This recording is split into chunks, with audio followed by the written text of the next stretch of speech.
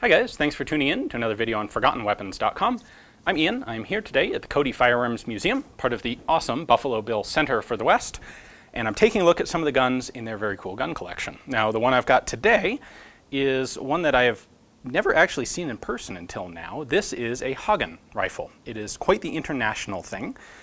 Fortunately, we actually have some information on French military testing of this rifle, which gives us more than we would normally know about something this old and obscure.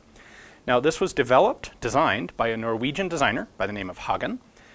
It, however, appears to have been manufactured in the UK, and I'll show you a couple of the markings that suggest that in a minute. Then it was tested by the French military back in 1912, and maybe tested in the US. It's hard to say. There isn't any reference to it in typical US material, but this rifle came out of the Winchester collection, which this thing never went into production, so somehow Winchester got their hands on one. At any rate, it's a very early semi-automatic rifle. It's chambered for, I believe, a proprietary 7mm cartridge. The French report states that it was 7 by 56.5mm, and it fired a 150 grain bullet at 2,550 feet per second. That's, for you non-English folks, that's 9.72 grams at 777 meters per second. So a full power rifle cartridge for the time. That would have been just totally adequate all the way up through 7.62 NATO days. Now, it is a two-lug rotating bolt. Bolt rotates 30 degrees to lock, and a long stroke gas piston. So there's a gas piston. The gas port's like right about here out on the barrel. Gas piston comes all the way back. There's a cam track on the bolt which forces it to rotate as it opens and closes. And other than that, kind of straightforward. It's a very svelte rifle, especially for the early 19-teens, a pre-World War I gun. The French found it to be poorly balanced. They thought it was too heavy. It's actually not all that heavy. I think maybe they had an unrealistic view of how heavy a combat rifle, a semi-auto rifle, would have to be. They did, however, find it to be pretty accurate. Not quite as good as their bolt actions, but not bad. They found it has a fantastic trigger pull, which it does. Unfortunately, it had some parts breakage and a lot of unreliability in their testing, and that was the end of it in the French testing. Now, I'm sure some other countries tested this, but we haven't found any records from other testing, so it's all kind of speculation. So there are a couple other interesting features to the gun, but I think we should talk about them when we're up close. So, a lot going on here. This is a fairly compact receiver. The French thought it was heavy and poorly balanced. I kind of agree with the balance. The grip here is a bit awkward. The gun's not all that heavy, but it kind of is overly forward balanced. But they've packed a lot of stuff into a small receiver. So let's look at a couple of the controls here. Actually, we'll pull this out. Trigger, obviously. This is the bolt release lever. Now on this particular example, the spring in it is not working, so you have to engage it manually. But when the gun locked open on an empty magazine, this would come down like that. You could load it via stripper clip guide right there, and then you hit that lever up and it drops the bolt and you're ready to keep shooting. Now it has this lever right here, which on this gun is out of position. It should be pointing either at the M or the S. And this allowed you to change between manual operation and semi-automatic operation, because you could do that, which is pretty cool. And from there we can look at this charging handle. So the handle itself rotates 90 degrees, and this is a non-reciprocating charging handle. So you can see that there's a hole here. This is in the bolt itself, or in the operating rod, the bolt carrier. And the bolt handle is spring-loaded, so it depresses in.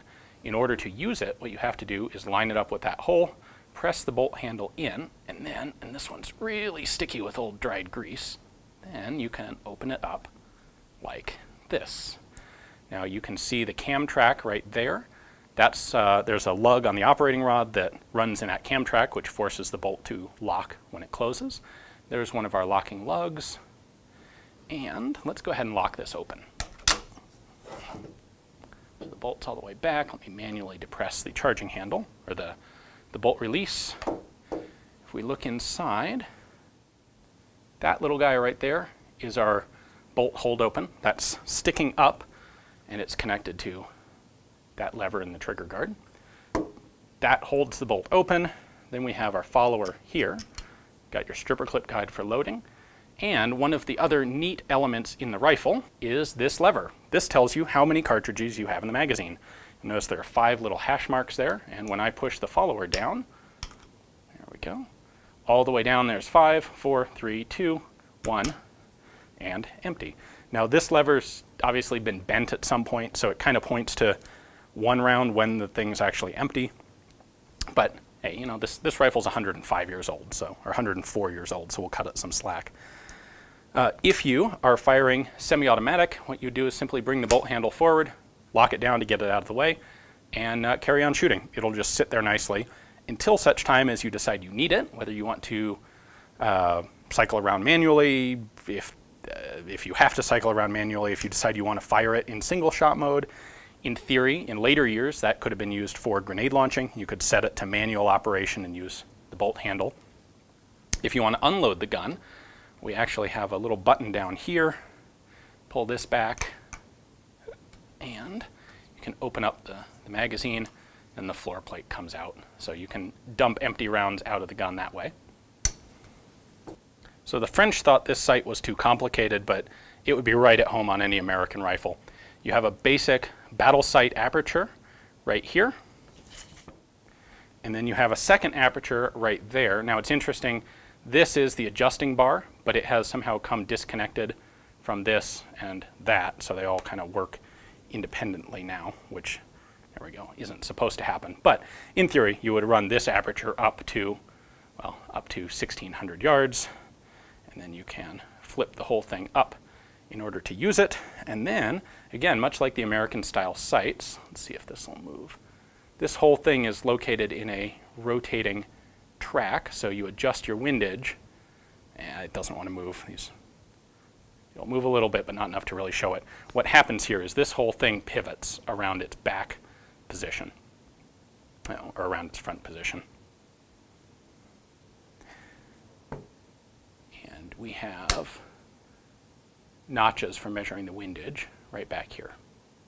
Now, one of the elements, there are a couple things here that suggest that this was made in England. One of them is right here on the rear sight. It's marked Petty VSM. That VSM is most likely Vickers, Sons, and Maxim. That would fit in this time frame properly. That's one of the big British arms makers, and they would have been one of the companies, if you were a small gun inventor and you wanted to find someone to manufacture your rifle, Vickers would be one of the companies that you would potentially go to, so that makes sense. In addition, we do have a manual safety here on the back of the wrist, which is marked on and off, further suggesting some sort of English language element. In fact, it was noted the rifle that was used in French testing was also marked on and off, so they didn't change the markings to specifically suit the French, although they would have had the rifle been adopted, obviously. The muzzle end up here, we've got all the standard accoutrements.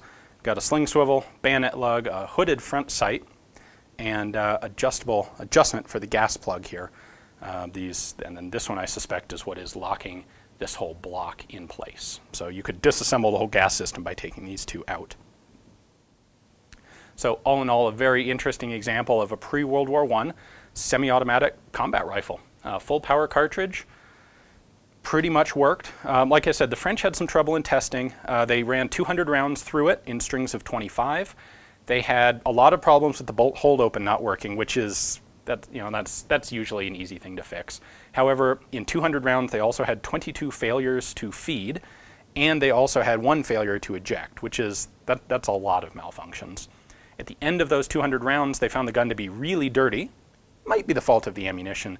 They also found a couple of the internal parts to be pretty heavily worn, which is not a good sign. They went ahead and cleaned it, put it back together. They were going to do another 200 rounds, and on the very second round of that second 200, so the 202nd overall round fired, the gas piston broke off where it connected up to the bolt carrier. And at that point, they said it was possible still to operate the gun manually, which is what that whole thing is kind of intended to be there for. But it was really obnoxious to do because apparently they'd had some further problem with the bolt hold open, and apparently you had to cycle the bolt with one hand, but you also had to operate the bolt release to get the bolt to go forward while pushing it, which was clumsy and irritating to do. So they went ahead and discontinued the test at that point, and that was it for the Hagen in French military service. Disassembly of this rifle would be removal of this screw, which would then allow the upper and lower to separate. You can see right there, and it's more evident right here is where the two are connected. There are a pair of lugs here. You would slide the lower back slightly, and then the two would be disconnected.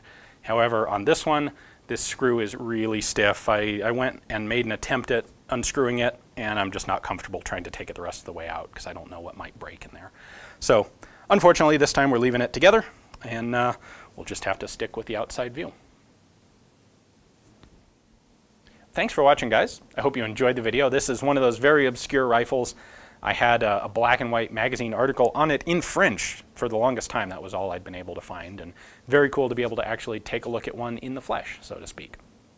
So if you're ever up here in Wyoming, you should definitely make some time to come visit the Cody Firearms Museum. If you're still watching this video, I guarantee you will be interested in what they have on display. They have about 4,000 guns and some great displays set up. So definitely check that out. And if you enjoy this sort of content video-wise on the internet, please consider checking out my Patreon account. It is donations of $1 a month from folks just like you that really make it possible for me to do a bunch of traveling, come to places like Wyoming, and show you cool guns like this one. Thanks for watching.